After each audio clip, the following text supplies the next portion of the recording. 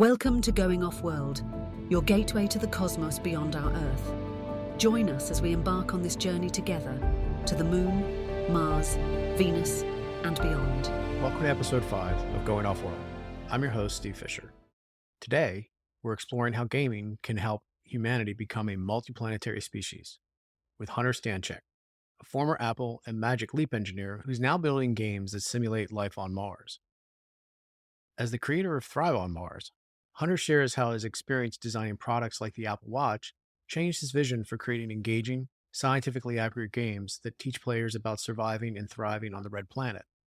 From real-time economic simulations to blockchain-based virtual economies, he's developing innovative ways to inspire the next generation of space explorers.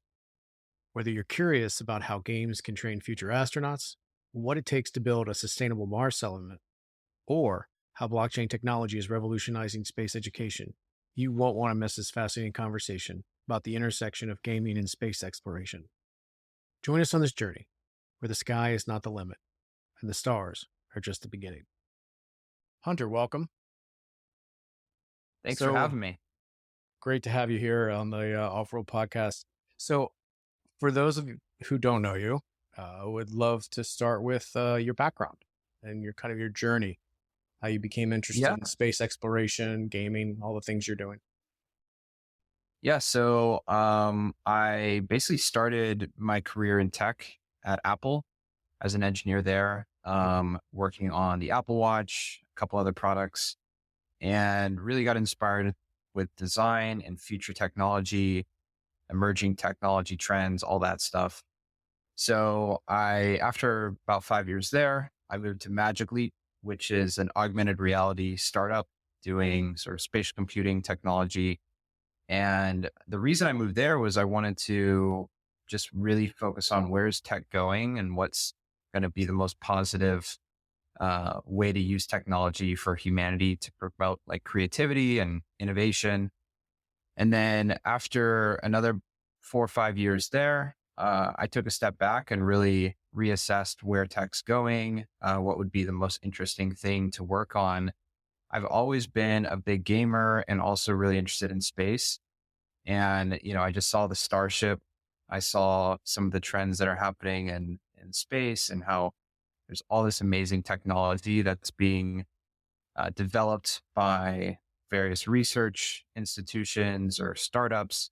And so I was really inspired by that and just wanted to find a way to use my skill set to help accelerate humanity to become multi-planetary. And that's basically what led me to start what I'm doing now. What were some pivotal moments during that journey that in your career that influenced your decision? Like really, you talked about some of the education, helping people, but were some things that really kind of like, I need to do this, that kind of drove you in that way? So I would say the biggest pivotal moment was after working in augmented reality for a while and kind of seeing both the positives and negatives of emerging technology. And what I mean by that is there's, with augmented reality specifically, there's a lot of ways it can expand human potential and creativity. It's going to make people, basically going to make people a lot quicker at seeing information in front of them. It's going to, help people in tons of ways. It's also more entertaining. It's more interesting. But the negative is that you're going to be a lot more distracted with it on. You have basically screens that are now in your field of view that are distracting you from the world around you and taking you away from, I think, what makes you, being human so amazing. So that was a pivotal moment because I realized, technology is kind of a reflection of humanity. And if we look at social media and we look at the way that people use current devices, there's also a lot of negatives that we have to acknowledge. And augmented reality is sort of an amplification of that, of sort of where we are currently. So I started looking at space because it's applying the most innovative technology.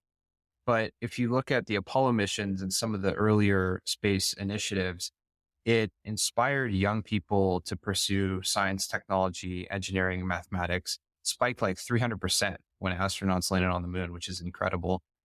All while providing some really amazing innovations to the world.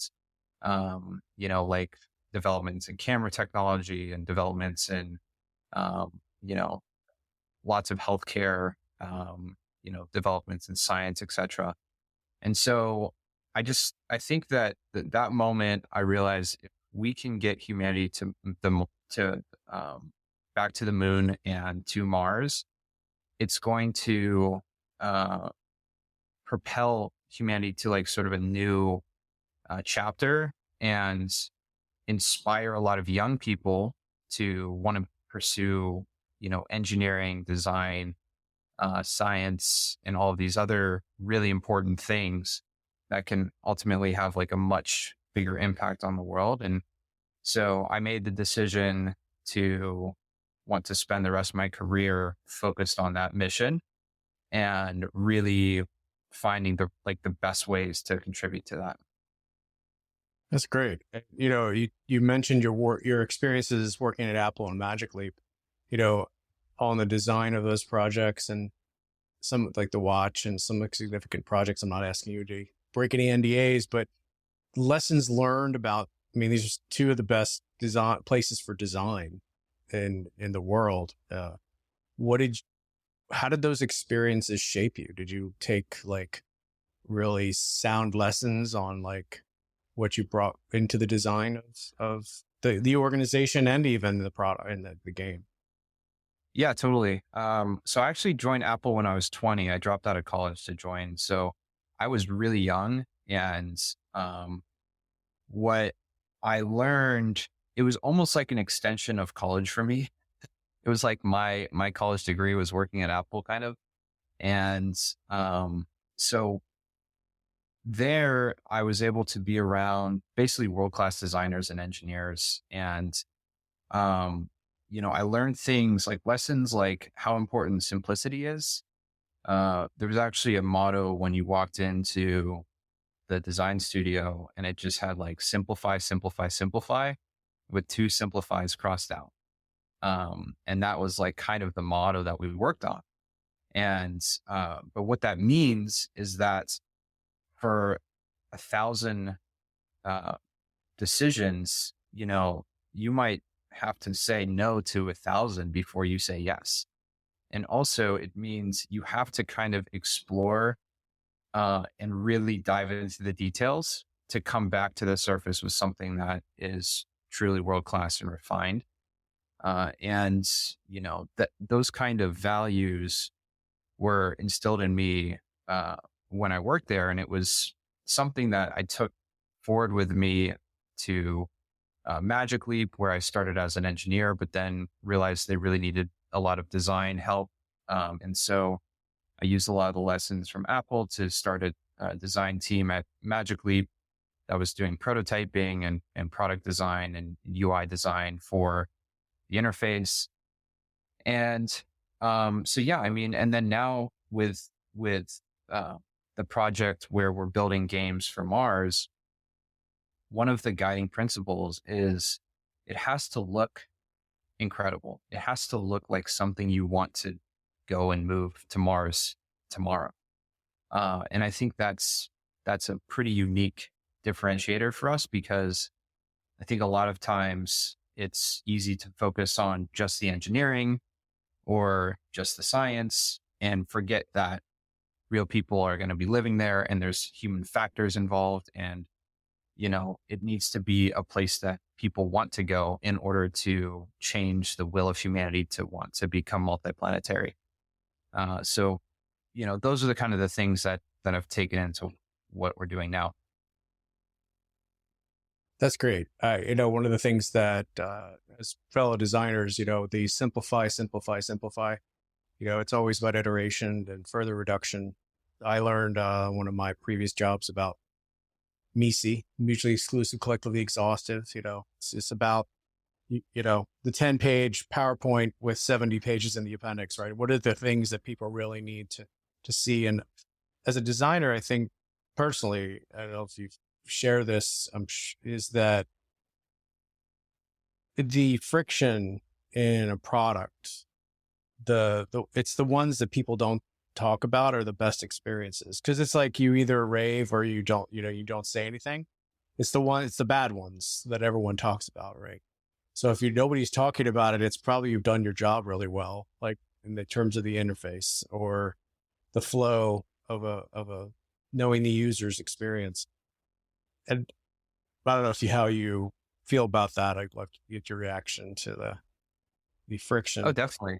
Yeah. Definitely. And it's fun to find how, like, the best way to do that. And that's where a lot of the fun comes for me is um, not only on like a game level, which I'm sure we can get into, like the Yeah. games and what we're doing there, but also just, when we're designing some of the buildings or some of the equipment that lives inside of the games, how would we design it in a way which is approachable, intuitive, but also beautiful. That's beautiful. Yeah, no, I completely agree. Design is a creative outlet also as much as an engineering problem. Good design. You're usually Definitely. solving a problem of some sort, right? May not just be it's a different applied engineering in that way. So let's talk about Thrive on Mars, which is kind of the bigger organization. What's the mission? How did it, kind of come about for you? Where did it start? Yeah. So, it basically started with the belief that play can inspire reality. And that's how we can create the future that we want, which is humans to thrive on Mars. And so what we're doing is we're building games that, basically tell the story of what the future of a multi-planetary humanity looks like. And, so I would say like our mission is basically to galvanize a generation of gamers to help humans thrive on Mars. I think gamers are basically some of the best problem solvers we have in the world. I mean, all games are problem solving in some capacity. And if we can point that talent and that brain power towards innovating for Mars, then we have a real shot at accelerating humanity to become multi-planetary.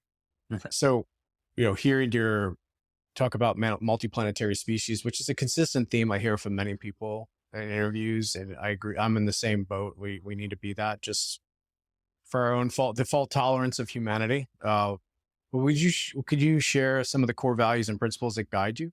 Oh, whether more than multi-planetary species and training people, but it's just to kind of go a little deeper into that. Yeah. So, I would say one is basically we need to create engaging gameplay that has mass appeal, because there's billions of gamers worldwide. And so one of the principles we try to follow is how can the games that we build appeal to a wider array of people, and bringing them into the science sort of delicately so that it's not overwhelming, but also it starts to plant ideas in people's minds about what it is like to live on Mars.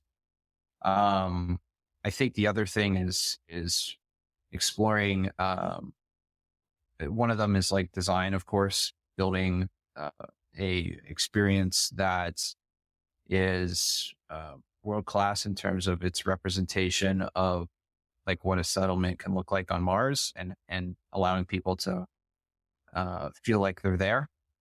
Yeah. And then, I think we're also just like, in terms of values, just trying to play into the excitement, the fun. We actually called it Thrive on Mars because we found that almost all entertainment and gaming around Mars has the perspective of death and survival. It's a lot of it's around how not to die. And although it's entertaining, the issue is that it kind of subconsciously plants this idea in people's minds that it's not a place that you'd want to go. And so we're trying to take sort of the opposite view of what does it look like to thrive? What are the positive, optimistic aspects and perspective of what it can be like to be on another planet?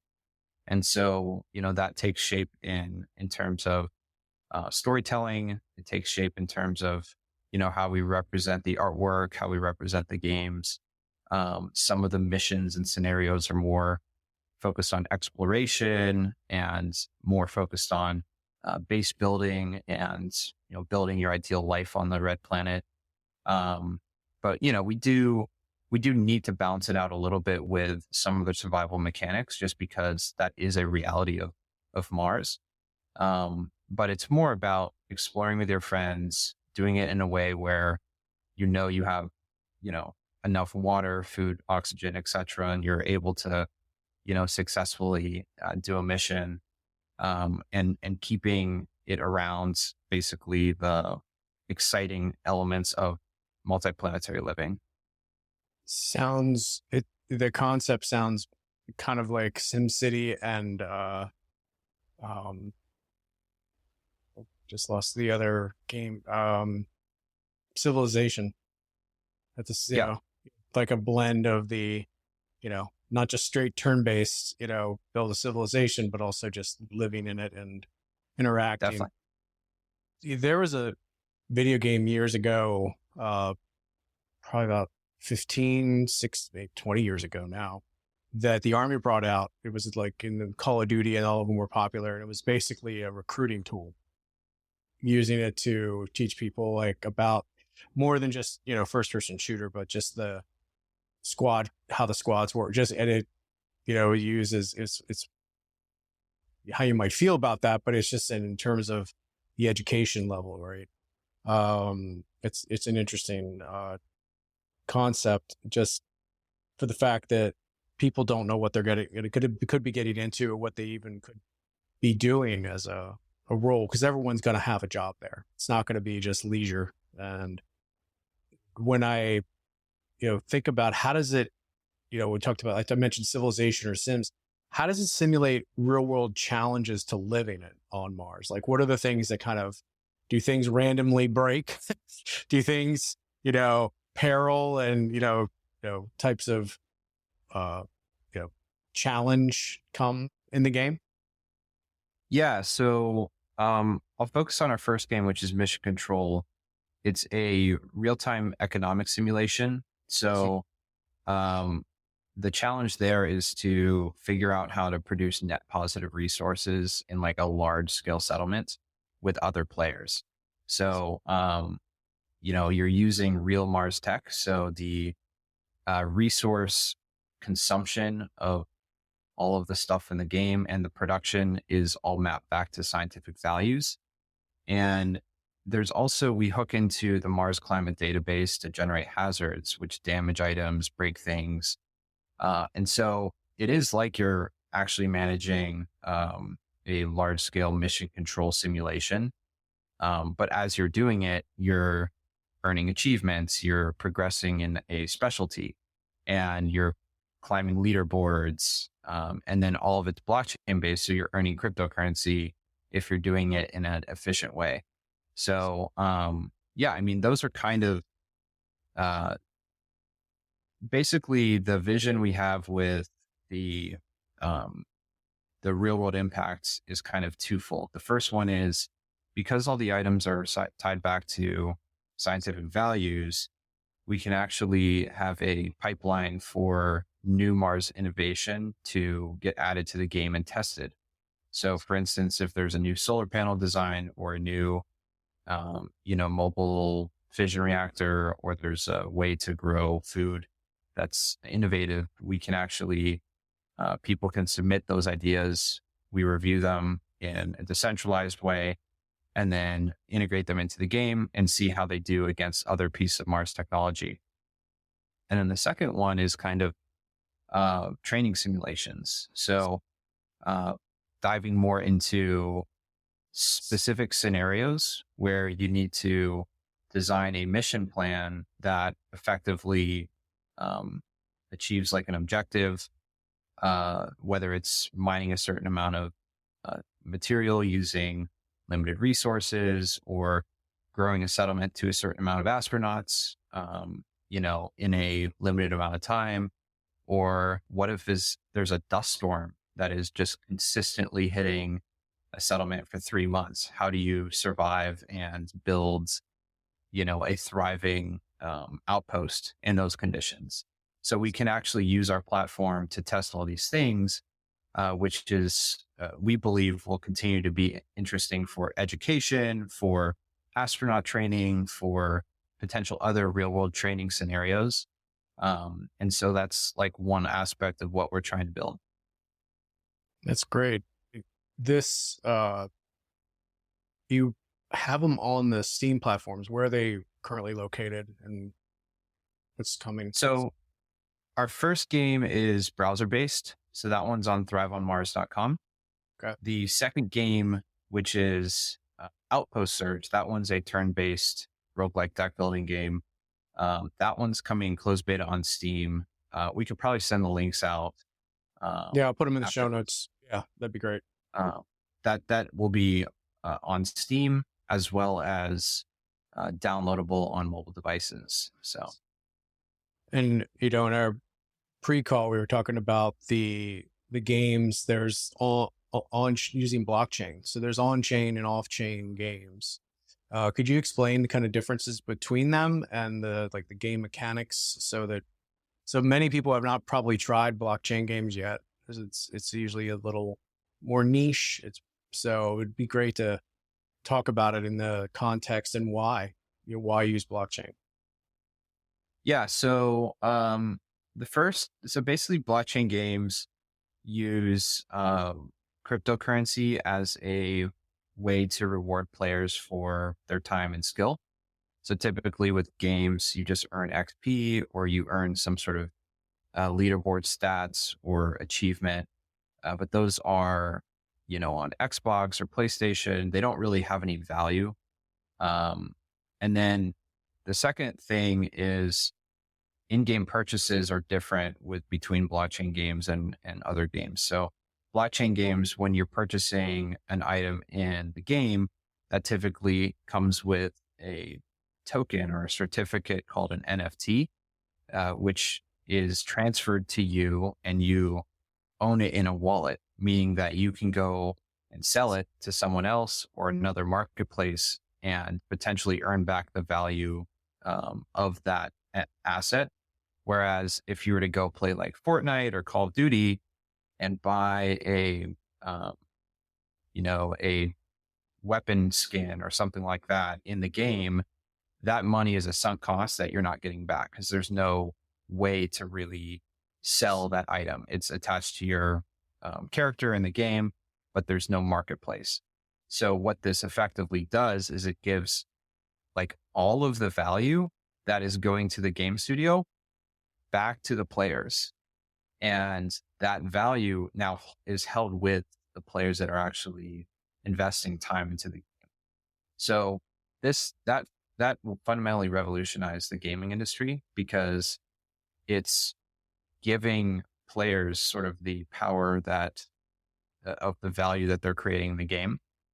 And rather than needing to make money from just solely streaming or YouTubing or esports, people could actually make money and convert the time and the skill that they have in the game to real value by just simply playing the game and being skilled at the game. So we're basically looking at both of these because, of course, most of the gamers are still not using blockchain technology. It's very, very soon and very early. Mm-hmm. But the main reason we wanted to use it for the first game was because it's an economic simulation game. And we found that with blockchain incentive, people make more realistic decisions within an economic simulation. And so the blockchain element actually provides more useful insight into decision making. The second reason we're using it is because it's very expensive to run a real-time simulation with servers. And because you're basically having to update the game state, and process all of those game decisions on AWS or some sort of cloud server infrastructure. So what we did with our first game is we actually created a series of what are called smart contracts, which are essentially just, bits of code that you can deploy to the blockchain. And basically the game is running completely on the blockchain, meaning that the people that are running the game state and updating it in that game, they're earning blockchain tokens for doing that, which have value. And it's allowing us to not need to pay the US dollar cost of hosting large servers. And it also means that the game will just continue to survive, forever. There's no way for us to remove it or delete it because it's basically deployed to the blockchain. Do people have a local copy? That way that when it's decentralized, they're playing it locally and they're engaging with more of the, how do they engage with others, like the decentralized nature of that? So just for people listening, so they understand, you say it can live on, because most games are like Fortnite. They're on massive data centers at Microsoft, right? They're just energy suckers, horsepower. And like you said, a lot of it's sunk cost. So how does the model work? I think once people understand like the locations and like what it really means to do that, it might help get some clarity. Yeah. So, it's different between blockchain protocols, but essentially the way it works, for the one that we're using is there's different nodes that make up this network. And these nodes, they've staked a certain amount of value to the blockchain, and that's dollar value of tokens. And that allows for their node or their server to process a certain amount of transactions.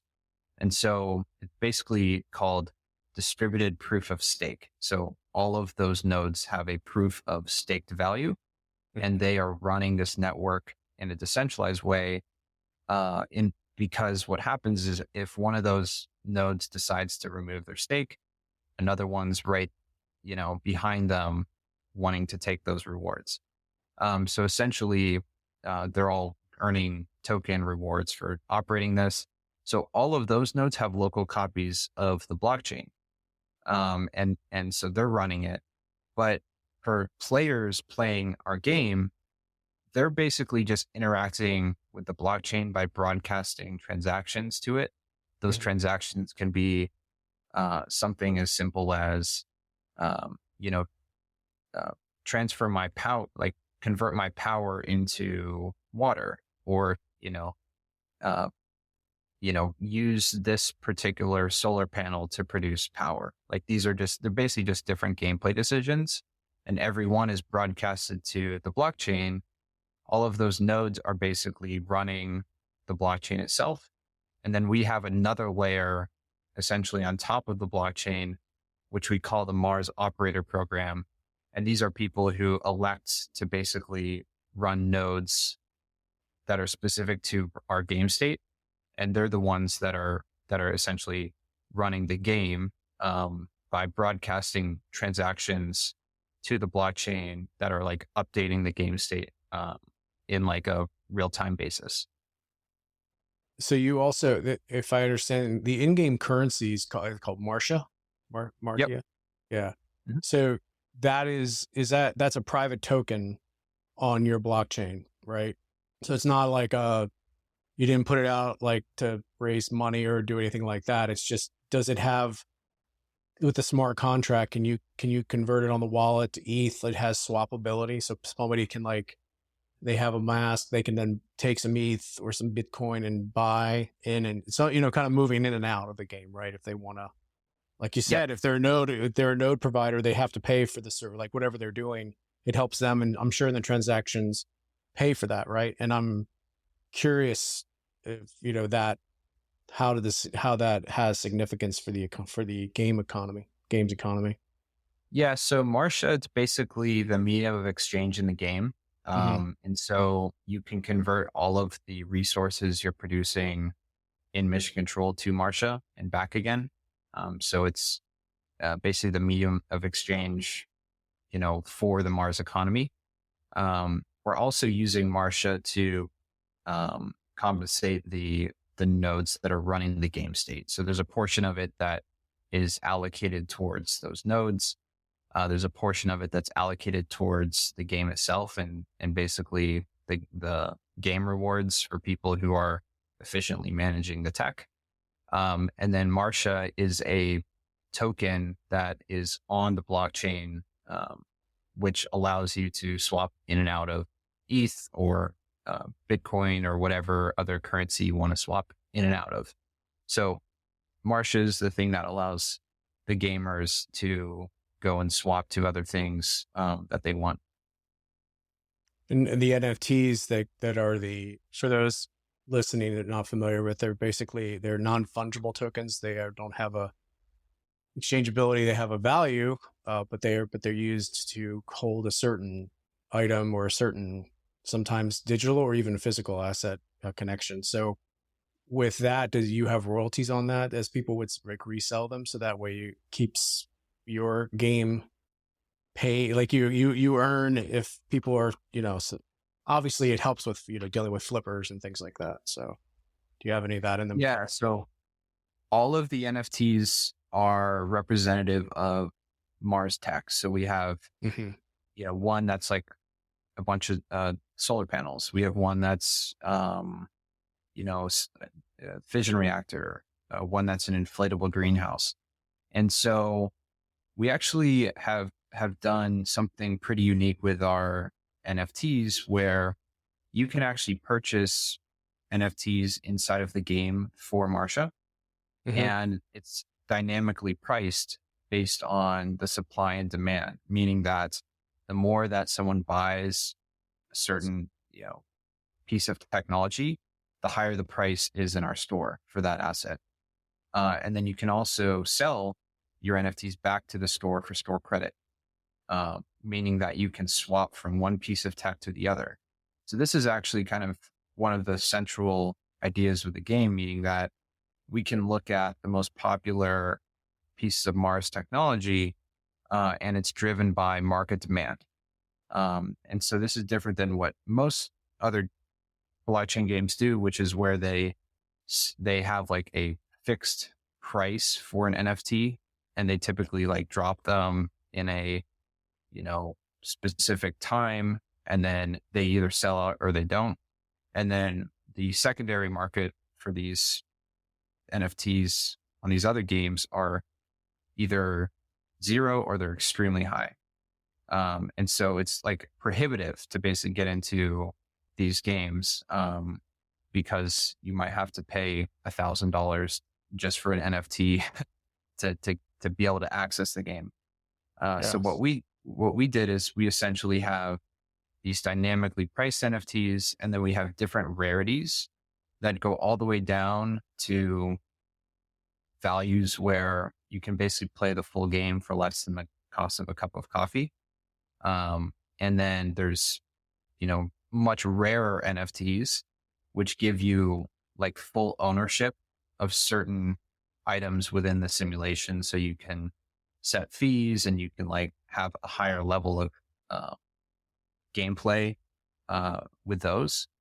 And so we're basically spreading out the ability for players of kind of all budgets to be able to experience mission control. That's great. Related to that with the products and the NFTs, is you said earlier in the conversation that you also will get in suggestions of technology. Do you have a DAO? Like, for those who don't know what a DAO is, it's a decentralized autonomous organization. So it's the ultimate purest in democracy in terms of choice. So letting the community do you let the community kind of participate in that as well?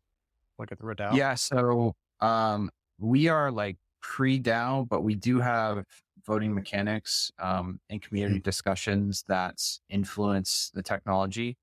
The we are there. There's it's in the roadmap, but the challenge with DAO sometimes is you need a good balance of participation and incentives. And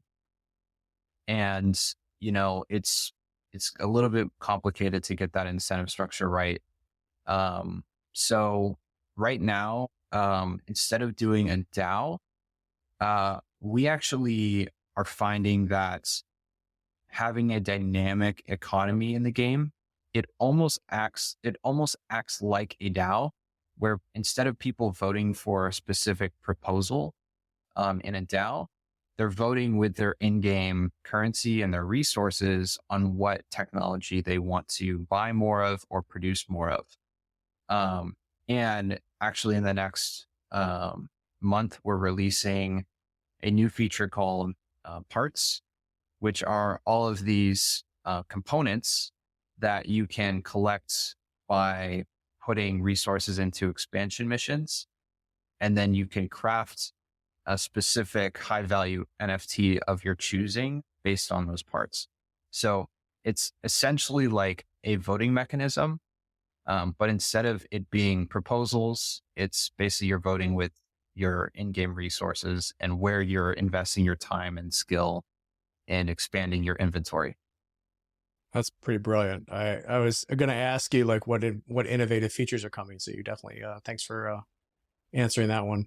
These are not easy games to build. What have been some of the biggest technical challenges you faced while developing it, or both games? Yeah, I would say blockchain games are probably at least an order of magnitude more complex to build than regular games, because I'd agree. The main reason is you can't really evolve or iterate as easily because you're dealing with a live economy. And so the most challenging thing was integrating real tech and real resource values into the economy while we were building out the game functionality. And so, for instance, there were some updates where we started the game with what we thought were some realistic values. And then we got feedback from, planetary geologists and agricultural experts and people who are well-versed in environmental control and life support systems. And we had to make some tweaks and some adjustments to the numbers to reflect that new data. And the first few adjustments were big enough to make an impact on the value of a lot of the NFTs. And so it was very challenging for us to navigate communicating that to the players and also doing these adjustments, iteratively. And so I would say the hardest thing has just been getting an economy that works, that's dynamic, that's also exciting for players to participate in. That's a great way to, kind of cap on that. And that kind of leads me into, how do you balance the creativity and the technical precision? Because it's like you can make a technically accurate and a very mechanically correct game, but people have to want to play it. And it has to be creative and engaging, right? And retaining the how do you balance? How have you been balancing that? So with mission control, I would say we were overambitious and we went a little too technical. So if I were to do it again, I'd probably simplify it a bit more, or at least provide a version of the game that allows people to just play it at a little bit of a more basic level. Because people get very into the weeds with the strategy of it, and it attracts people that play, more deep strategy games like EVE Online, games like that. So it's basically what we, I think that in the future, like what we're going to do is a lot of the experiences that we're building right now are hooking into that economy and hooking into that mission control experience, but much more visually appealing, much more sort of adrenaline engaging, exciting. Like we have Martian Resident coming, which is a Unreal Engine 5 game where you can drive, the buggy around, the rovers around. You can build your own house. You can go on exploration missions with your friends. There's competitions. But a lot of those missions that are actually in the game are being broadcasted by people in mission control. So it's effectively connecting games together through a shared economy. That's cool. Which is allowing us to broaden our player base while still maintaining the integrity of the economy. And so I think that that's one thing. The other thing is like, we made a decision with the economy where instead of, and this is more of like a in the weeds thing, but it kind of illustrates how we think about it, where all of the values of different resources are kind of in different notations. So like, power is in like kilowatt hours, food is in, like grams or, some unit like that, water is in milliliters. And so it would be extremely complex for a player to have to understand all those units, and be able to like see that in an interface and like know how everything converts. So what we did is we basically took all those values and then we removed the notations and just made them, this is power, this is water, this is food, this is fuel. And all of those numbers are piped into our game. So people just need to focus on a specific resource that is a lot simpler to understand, but all of it's backed by the actual production and consumption values based on the research. So like it's simplified for the gamers, but it's all still tying back to the research, and it's a one-to-one relationship there.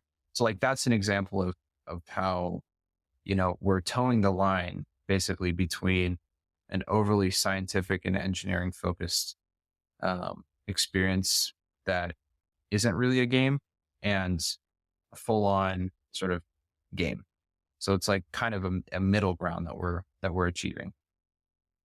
So let's put our futures hat on. You guys have a roadmap. You guys are building this. You've been working on this a long time. Let's talk about the future of space gaming. Like, how do you see the intersection of gaming and space exploration evolving over, say, the next decade? Like, how do you see that kind of going? And I know you've looked at that, especially for your own roadmap, of course. Yeah. So I think that gaming will be used as a recruitment pipeline for people working in space. I think eventually anyone with a laptop can be part of mission control for any, planet, any settlement, and we're training people how to do that. I also think that gaming can be used in like literal virtual reality astronaut trainings where, you might need a specific scenario and you want to train people in that.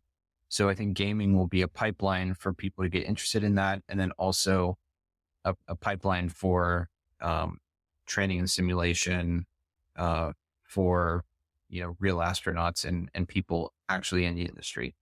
And so that's like a whole world that I think needs to be built out and needs to be world-class and accessible to millions of people. And so, we'd like to deliver on that.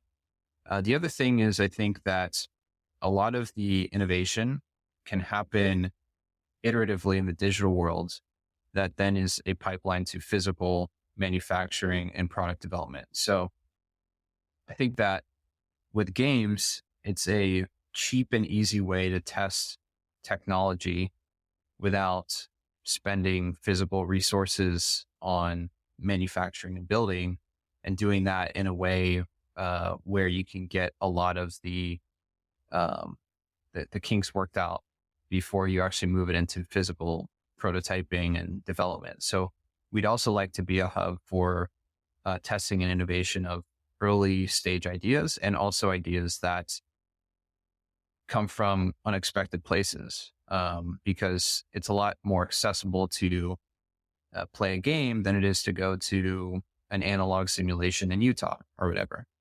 And so like we want to basically open that up as well to the masses. So yeah, I mean, those are kind of the ways I see basically gaming is a front door to the space industry, because it's where people are right now. They're playing games right now. And if we can capture their attention with really compelling gaming experiences, bring them into that world, slowly start getting them interested in the science, interested in the engineering, that is a pipeline for people to go into careers in space and also get like their certifications and get, things that they would need to succeed. Yeah, it'll motivate them because they're gamers now. That'll be motivated, and the science and the learning will become secondary, but it'll become the necessary pathway. Like I wanted to be an astronaut, and I did the reversing of, okay, astronauts, the commanders are usually test pilots, and the test pilots, they probably went to the academy, Naval Academy or the Air Force Academy, like reversing it back out. So I got all the way through the program to commercial. So I decided, to not do that, but the chances are the things are changing and how they recruit astronauts. And I think there'll be more jobs in space and more ways to participate in being a part of this, and to your point, as we go to Mars, I think talking to others, it's a different journey. We haven't really gone beyond the moon. It's the solar radiation. We have a lot of things to figure out, which will hopefully benefit mankind here on Earth as well.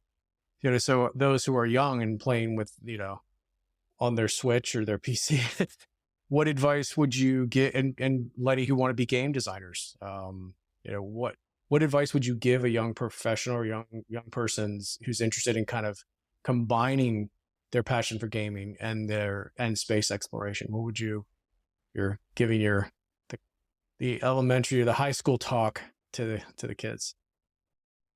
Yeah, I mean, I think that it's enjoying like the gaming experience and like trying to step back and ask why you like it so much. Like if you're a gamer, getting sort of critical in what excites you about playing a game and writing that stuff down, making a list, kind of thinking through that. That's a good starting point on what would make sense to do as a career or as a focus for work, because there's so many different aspects of it. Like, for me, I love all of the aspects of character customization and base building, and like those things. I love it in games like Starfield and Assassin's Creed, and I'm bigger into RPG games, and so that really. When I started this project, I just wanted to visualize a Mars city like that. I had an idea in my head of like, this is what I want this to look like. And I want it to be interactive and fun and like be able to see the different elements and see how they fit together and like how you can create something like really cool looking. So like that was what I was excited about. But, if you're really excited about strategy or you love the fast paced competitive elements of, Warzone or Fortnite, like those are things that can be, those are like major departments in these gaming studios that are just, focused on these specific areas. So yeah, I mean, I think that's where I would go is like, focus on what you're passionate about, within just when you're having fun. And then in terms of the space element, I think, hopefully playing our games inspires people to see what elements of space that they want to get involved in. And, I think ideally, like what we're building gets to a point where we can help people sort of identify the career path that would make the most sense for them. For instance, using an in-game achievement system or a certification system to validate that someone has experience operating power equipment or operating, managing, greenhouses within our games. And that has some weight in terms of a resume or training or certification that maybe even they list on LinkedIn one day. So like that's kind of maybe a couple ways to think about it. So I'll do some rapid fires. We kind of wrap up the show. One thing I always like to ask, especially for multi-planetary civilizations, since you're going to Mars, what are the 2 books, 2 pieces of music, and 2 things you would bring? That's a good one. 2 books. Well, I think you have to bring The Hitchhiker's Guide. That'd be hilarious. That's great. And then maybe, I don't know, something like Dune would be fun to bring. I feel like that has a Mars vibe to it. Music, I think you have to go with one of the classics, like a Mozart or Beethoven, and then something like just off the wall, like Biggie. There's definitely a lot of the question I ask. I get this juxtaposition of classical and hip hop. It's really quite funny. Yeah. And the things, this is like, it's like, we're not doing like, Naked and Afraid, but it's like 2 things you would bring with you, to, like physical, like, things. I think, yeah, I mean, I'm very interested in the economy of Mars. And so the one thing I think would be important is like, this is not like a specific thing, and it's probably a little bit too much for this question, but I think like you need a cryptocurrency or you need like a infrastructure on Mars to run the economy. And I think that that's a lot different than how we think about the economy on Earth, where you have wallets and you have cash and you have physical currency, and it's all different. I think you need a unifying currency there. So I'd definitely bring stuff to do that. Yeah, I don't know. What else? I mean, it's tough to narrow it down to 2. No, it's totally fine. And that's always the challenge. That's the whole point. And when you've, the one thing, you talked a lot about your career and your journey. Like what are the one thing you learned that you wish you knew when you started? That it's important to like be, it's important to like really follow what you're passionate about. And, I know a lot of people say that, but it is true. Like having the courage to step outside of maybe the well trodden path and actually pursue something that is very meaningful to you. I think I'm very happy and thankful for all of the experience I've had. But I didn't realize time moves so quickly, and every year that you're not working on sort of something you're super passionate about, I think it's important to do that as early on as possible. So, yeah, I think that's important. And that dovetails in kind of the final question. Like, I love to ask the legacy question, because, people that are younger don't even really much think about that. But as you obviously get older, you think about, you have more years behind you than ahead of you. And well, maybe with the future changes, you got a lot more years. You never know. But, how would you want your work to be remembered? What impact do you want to have on the world, and maybe even Mars, other worlds as well? Yeah, I mean, I think that I'd love to have an impact of basically helping enable future human civilization on Mars, and being one of the people that helps transition certain the current culture and will of humanity from focusing specifically on Earth to focusing on beyond Earth. And so that transition point to me is critical. And also like that to me, if I could think about one thing to work on, regardless of if it's the games or if it's something else, it's how can we help humanity think about and getting inspired about what it's like to thrive on Mars. That's great. Well, how can people stay updated with you? Like, where can they find you on the interwebs and the latest developments at Thrive on Mars? Yeah. thriveonmars.com is where all the games are, all the information. And then we have Twitter. It's just Thrive on Mars there. It's Thrive on Mars, basically Twitter, Telegram, Discord, and Medium. So all of that is probably the best. Discord, we have AMAs every Thursday at 2 p.m. where you can get updates from our team directly on the games. And we have Outpost Surge, which is coming in the next month. That's going to be that turn-based game, which will be on Steam. So definitely check out for that. And then Martian Resident, which is the Unreal game that's coming later this year. So lots of exciting stuff happening. And yeah, I would say socials are probably the best place to keep up to date. Great. And we'll definitely have you back when that launch comes about as well. So Hunter, thank you for your time today. It's great to have you, and look forward to having you on again, and talk to you soon. Yeah, thank you very much. Thanks for listening to Going Off World.